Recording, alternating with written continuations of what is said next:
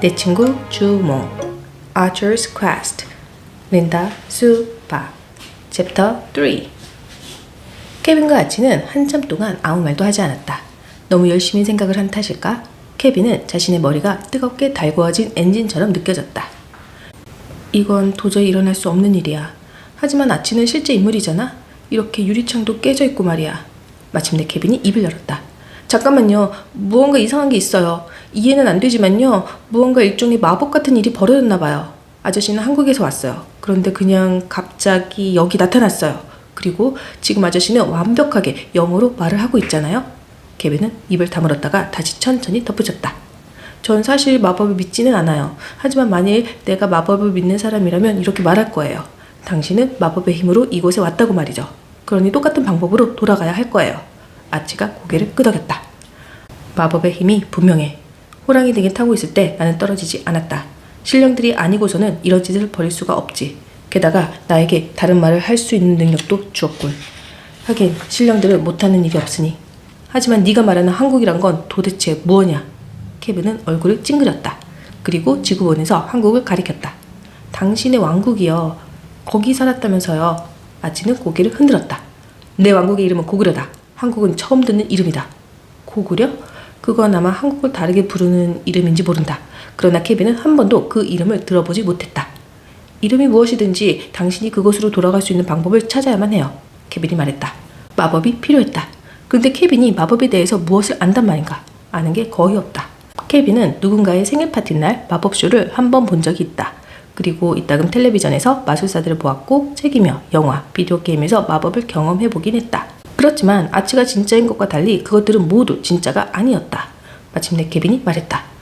아마 아브리카다브라라든지 열려라 참깨 같은 주문이 있을 거예요. 적당한 주문을 말하면 한국으로 돌아가는 거죠. 하지만 케빈은 아치의 눈을 피했다. 자신이 없었다. 자신이 한 말이 무조건 무언가를 믿는 어린아이처럼 너무나 어리석게 들렸던 것이다. 아바다바라고? 아치가 되물으며 눈썹을 치켜 올렸다. 그건 신령한 말씀처럼 들리지 않는걸? 그리고 참깨는 양념인데 물론 맛있는 음식이 마법처럼 느껴질 수 있지. 하지만 그건 사실 뛰어난 요리 솜씨 덕분이다. 나는 마법은 몰라. 그런 건 신령들 손에 맡겨두는 게 최선이야. 그리고 그런 재주를 부리는 신령은 아주 드문데. 케빈은 또다시 끙끙 앓는 소리를 내지 않으려고 2초 동안 숨을 멈췄다. 그러니까 아저씨가 호랑이 등에 타고 있었을 때 어떤 특별한 말이나 노래를 한 게 아니네요. 아치는 고개를 흔들었다. 아니야. 나는 혼자 산에 올라가 있었다. 복잡한 생각들을 정리하려고 자주 가는 곳이야. 친구라고는 동물들밖에 없는 평화로운 곳이지. 때로는 동물들이 인간에게 가장 좋은 친구가 될 수 있거든. 이미 말했듯이 아주 어린 시절부터 나는 언제나 동물들에게 특별한 호감을 가졌고 동물들도 나를 좋아했어. 케빈은 이 말을 건성으로 들으면서 한편으론 여전히 마법에 대해 생각하고 있었다. 그때 갑자기 번쩍이는 어떤 생각이 스쳤다. 우습게도 꼭 만화에서 본 것처럼 정말로 머릿속에서 전구가 번쩍 켜지는 느낌이었다. 한국의 마법에 대해 조사해 봐야 되겠어요. 아마 우리가 무엇을 해야 하는지 실마리를 찾을 수 있을 거예요. 아치는 눈썹을 찌푸렸다. 마법을 공부하고 싶다고? 그건 아이에게 바람직한 일이 아니야. 특히 사내 아이에게는. 마법은 무당에게 맡겨. 케빈은 차근차근 설명했다. 나는 직업으로 삼으려고 공부를 하겠다는 게 아니에요. 그냥 아저씨가 돌아가게 도울 수 있을 정도면 그걸로 충분해요. 그렇다면요, 상관없지. 아치가 고개를 끄덕이며 말했다. 케빈은 앞장서서 계단을 내려갔다. 계단 밑에서 케빈은 거실을 밝히는 전등 스위치를 켰다. 아치가 숨을 헐떡이며 두 손으로 자신의 눈을 가렸다. 그런 다음 몸을 돌려 계단 위로 휙 달아나더니 모퉁이로 돌아가 숨어버렸다. 다음 순간 계단의 벽 너머로 케빈을 겨누고 있는 화살 끝이 보였다. 케빈은 비명을 지르며 본능적으로 두 손을 머리 위로 올렸다. 너에게 한 번의 기회를 주겠다. 아치가 얼음처럼 싸늘한 목소리로 말했다. 나는 너를 친구로 생각했다. 친구라면 공수에게는 두 눈이 황금보다 소중함을 알 것이다. 그런데 너는 왜 나를 장님으로 만들려고 하느냐?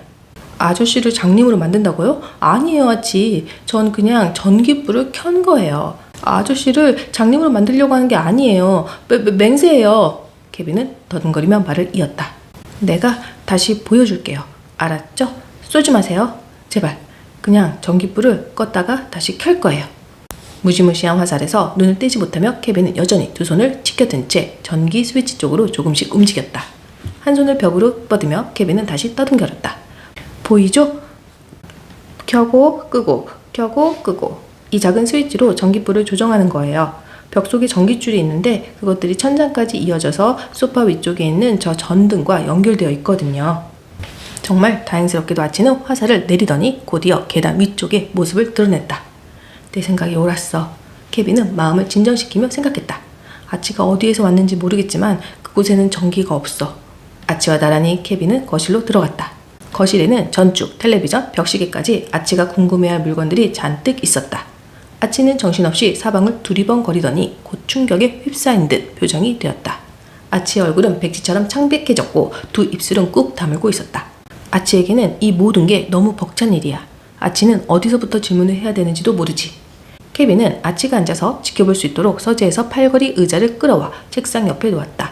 그런 다음 컴퓨터 전원을 켰다. 기다리는 동안 케빈은 컴퓨터를 설명할 방법을 찾아야만 했다. 케빈이 말했다. 아저씨가 저 같은 아이들에게 마법이 좋지 않다고 생각하는 건 알아요. 하지만 여기는 미국이고 많은 아이들이 마법에 대해 약간씩 훈련을 받아요. 케빈은 모니터를 손으로 만졌다.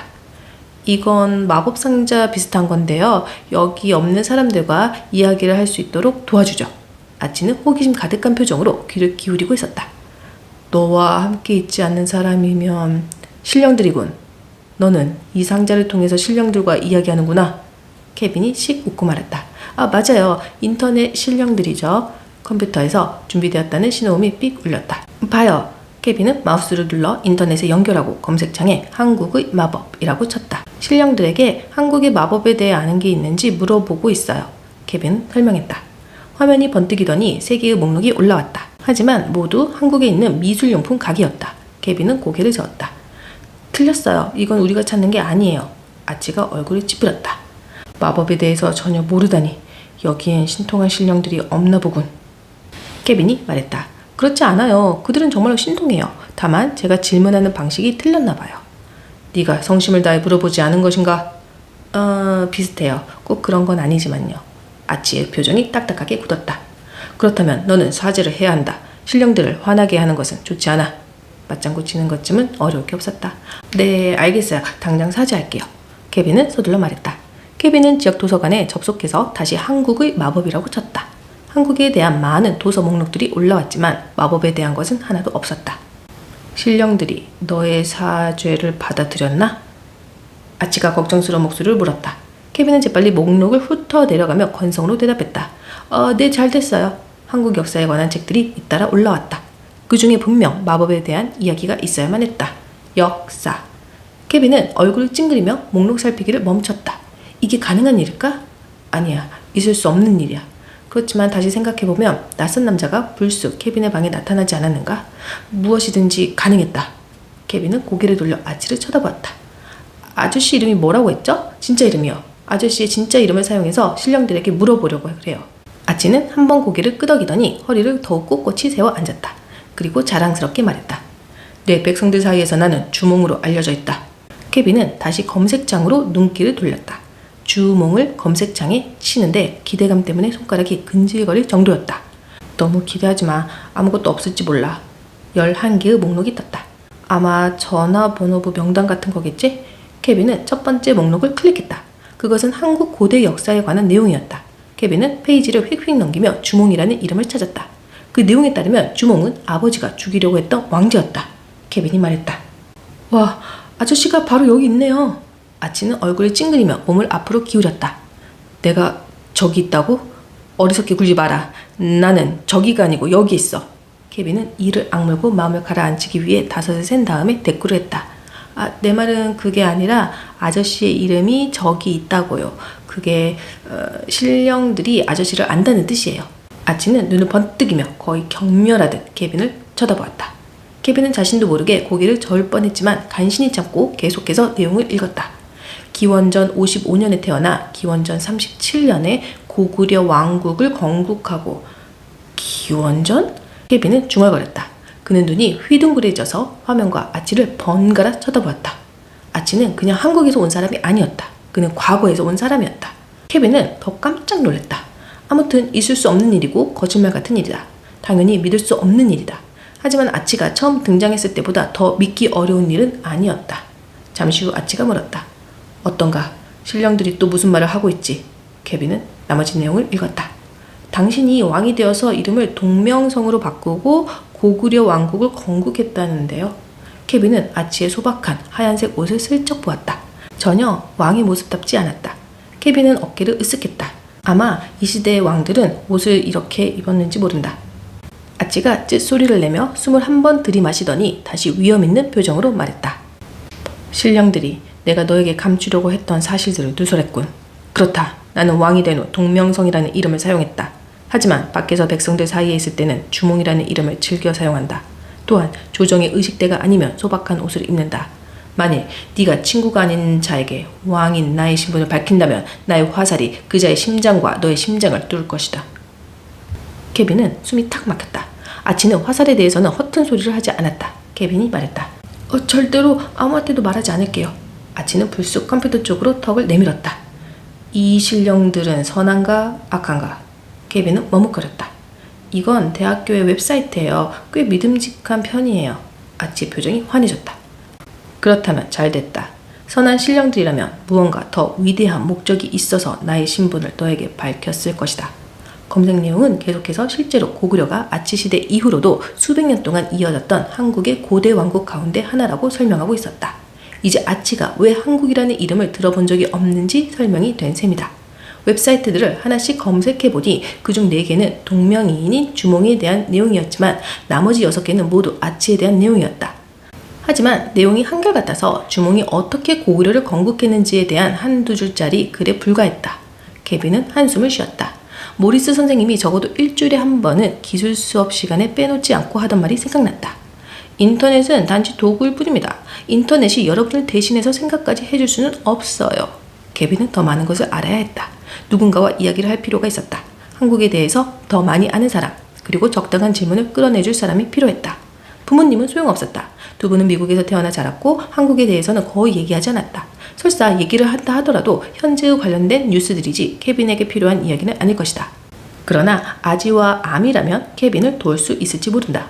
아지와 아미는 케빈의 아빠의 부모님들, 즉 케빈의 친할아버지와 친할머니였다.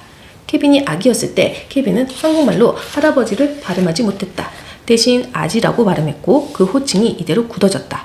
마찬가지로 할머니 소리를 제대로 발음하지 못해 케빈은 할머니를 아미라고 불렀다.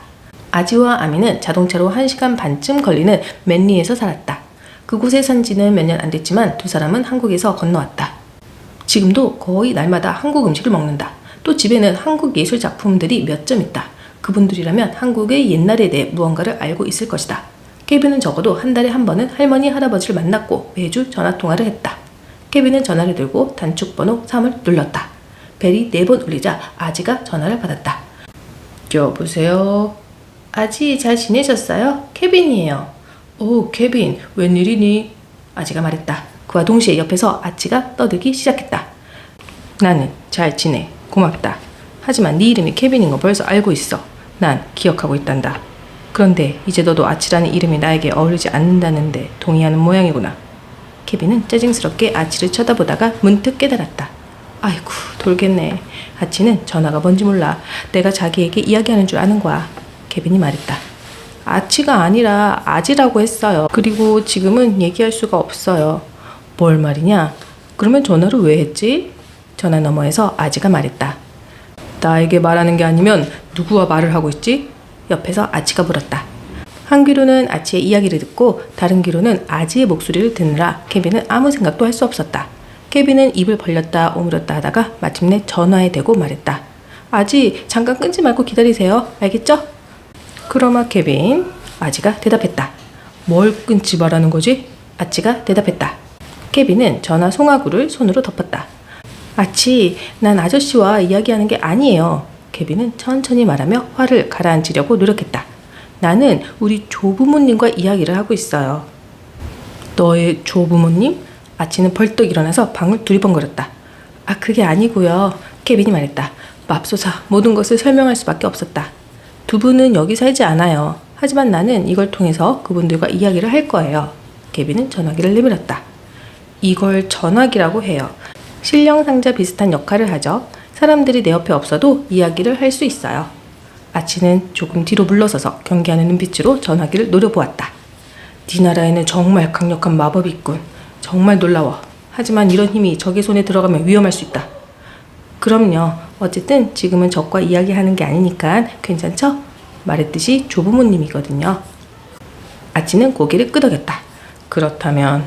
그리고 아치는 전화기에 대고 엄숙하게 절을 했다. 어르신들에게 정중하게 인사를 드려야지. 아, 고마워요 아치. 두 분도 답례를 하시네요.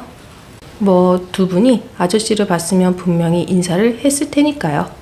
이제 잠깐 조용히 해줘요. 알았죠? 케빈은 송화구에서 손을 뗐다. 됐어요 아지. 죄송해요. 저 전화 연결이 좋지 않네요. 케빈은 수화기 너머로 딸깍 하는 소리를 들었다. 아미가 연결된 또 다른 수화기를 든 것이다. 잘 있었니 케빈? 우리 귀염둥이야. 우린 이번 주말에 널 만나러 갈 거란다. 아빠가 너에게 말했지? 할머니가 물었다. 케빈은 이렇게 대답하고 싶었다. 아빠는 저에게 아무 말도 하잖아요. 저에게 말하는 사람은 엄마죠. 네 생일 선물을 가져갈 거란다. 아미가 계속해서 말했다. 선물이 너무 늦어서 미안하구나. 하지만 너에게 직접 주고 싶었단다. 신경 쓰지 마세요 아미. 늦게 선물 받는 것도 기분 좋은 일이에요. 케빈이 말했다. 착하기도 하지. 아미가 큰 소리로 말했다.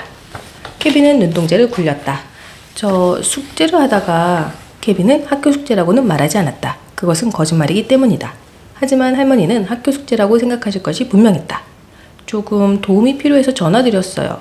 잘했다 얘야. 우리가 도움이 된다면 도와야지. 한국의 역사 숙제예요. 주몽이라는 이름을 가진 사람에 대해서인데요. 혹시 아세요? 아주 오래전에 살았던 인물이에요. 왕이라고 하던데. 그럼 주몽 알고 말고 역사상 가장 뛰어난 명사수였을 게다. 희망의 불꽃이 전화선을 타고 케빈의 귀와 머릿속으로 날아오는 것 같았다. 아직 더 알고 계신 것 없어요? 글쎄다. 그의 어머니가 곰이지 아마? 아미가 말했다. 곰이요? 케빈이 말했다. 아니야 여보. 당신이 혼동하고 있구먼. 아지가 말했다. 어머니가 곰인 사람은 당군이지. 아 그렇지. 미안하구나. 아미가 말했다. 어떻게 사람의 어머니가 곰일 수 있어요? 케빈이 물었다. 옛날 신화 중에 나오는 얘기란다. 곰과 호랑이가 있었는데 누가 동굴에서 더 오래 버티나 내기를 했지. 그게 아마 맞을 거야. 이런 할머니 기억이 예전 같지가 않구나. 신경 쓰지 마세요 아미. 케빈이 급히 말했다. 할머니가 그 이야기를 전부 기억해내다가는 시간이 한참 걸릴 것 같았다. 그 이야기도 재밌긴 한데요. 전 지금 주몽에 대해 알아야 하거든요. 아 그렇지. 주몽이랬지. 어디 보자. 그 사람이 고구려를 건국했던가. 아, 네, 그거 저도 이미 알아요. 그런데 그게 다예요. 더 많이 알아낼 수가 없었어요. 그 사람에 대한 얘기라면 나도 하나 아는 게 있지. 아지가 말했다. 내가 다 기억할 수 있을지 모르겠구나. 할아버지가 생각을 해보고 이번 주말에 널 만났을 때 이야기해주면 어떻겠니? 아지, 저는 이 숙제를 지금 끝내야만 해요. 기억나는 대로 그냥 얘기해주시면 안 돼요? 어디 보자. 그가 적들에게 이기고 있을 때였을 게다. 그는 다리를 건너 탈출했지. 하지만 그곳에는 다리는커녕 배도 없었단다. 요술 같은 일이 벌어졌지. 요술이요? 케빈은 저도 모르게 수화기를 잡은 손에 힘을 주었다. 글쎄다. 그건 그냥 이야기란다. 할아버지는 잠시 말을 끊었다. 그에 대해서라면 네 아빠가 더 많이 알고 있을 텐데. 아지의 목소리가 잠깐 동안 끊겼다가 다시 이어졌다. 얘야, 좋은 생각이 떠올랐다. 이 박사님한테 전화해보지 그러니. 이 박사님은 한국 역사 전문가란다. 기꺼이 널 도와줄게야. 할아버지가 먼저 전화를 해서 네가 이야기하고 싶어 한다고 말해두마. 아 멋진 생각이에요 아지. 케빈이 말했다. 일이 잘 풀려가고 있었다. 할아버지 집에서였던가 케빈은 이 박사님을 만난 적이 있었다. 아주 오래전이지만 이 박사님은 매우 친절한 사람이었다. 케빈이 보기에 한국 사람들은 같은 지역 내에서 살면 서로 알고 지내는 게 아주 당연하다고 생각하는 것 같았다. 케빈의 부모님만 해도 도체스터에 사는 모든 한국 가정을 다 알고 있다. 이 박사님은 지금 자기 사무실에 있을 게야. 아미가 끼어들었다. 박물관 말이다. 너도 알다시피 그분은 문화예술박물관의 큐레이터거든. 아시아 소장품 담당이란다. 박물관? 거기라면 겨우 몇 구역 거리밖에 되지 않는다. 케빈과 아치가 전시품을 살펴보고 도움이 될 만한 물건이 있는지 알아볼 수 있다. 그리고 이 박사님과 이야기를 나눌 수도 있다. 고맙습니다 아지아미. 죄송해요. 그만 끊어야겠어요. 이번 주말에 봬요. 고맙습니다. 안녕히 계세요. 케빈은 전화를 끊고 주먹을 불끈 쥐었다. 하지만 불끈 쥔 주먹을 허공에 대고 흔들지는 않았다. 이것은 아직 진정한 승리가 아니기 때문이다. 그래도 방법을 제대로 찾은 것만은 분명했다.